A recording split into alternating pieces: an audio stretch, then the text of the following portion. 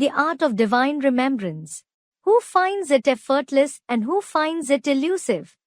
जो निराकार शिव ज्योति बिंदु के देखने के अभ्यासी है साकार के साथ, Those who are used to look at the incorporeal point of light Shiv along with the corporeal one, प्रवृत्ति को देखने के अभ्यासी है, those who are used to see the pravritti, अनेक जन्मों की जिनके प्रवृत्ति के संस्कार हैं, those who have the sanskars of the pravritti for many births, यह प्रवृत्ति को निभाने के संस्कार हैं, or have the sanskars of maintaining the pravritti, household path, उन आत्माओं को कोई कठिनाई महसूस नहीं होगी। those souls will not experience any difficulty. कठिनाई किनको महसूस होगी? Who will experience difficulty? जिन्होंने पूर्व जन्मों में प्रवृत्ति को तोड़ा है, It is those who have broken the household path in the previous births, धोखा दिया है, who have betrayed it. एक प्रवृत्ति को छोड़ करके दूसरी प्रवृत्ति जोड़ी, तीसरी जोड़ी, चौथी जोड़ी, Those who broke one household path and joined a second, third, fourth household path.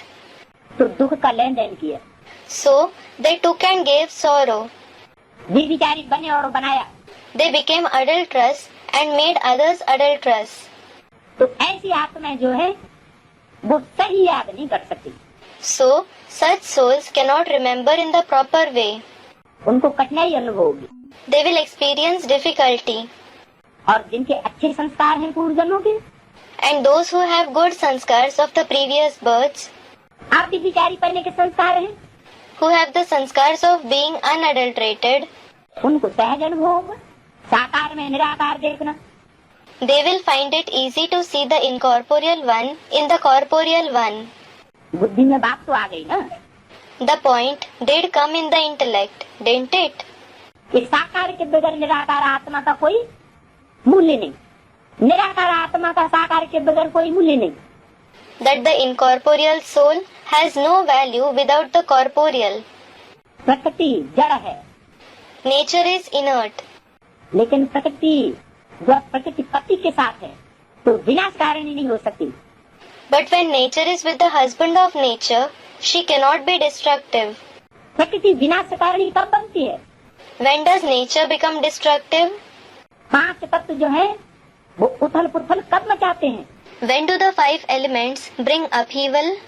सारी सृष्टि का प्रकृति के द्वारा विनाश होगा। The entire world will be destroyed through nature. सबसे बड़ा विनाश करेगी प्रकृति, nature. Prakriti, that is nature, will bring the biggest destruction. कब करेगी? When will she do it? अंत में, At the end. जब प्रकृति पति से प्रकृति जुदा हो जाए, When nature separates from the husband of nature.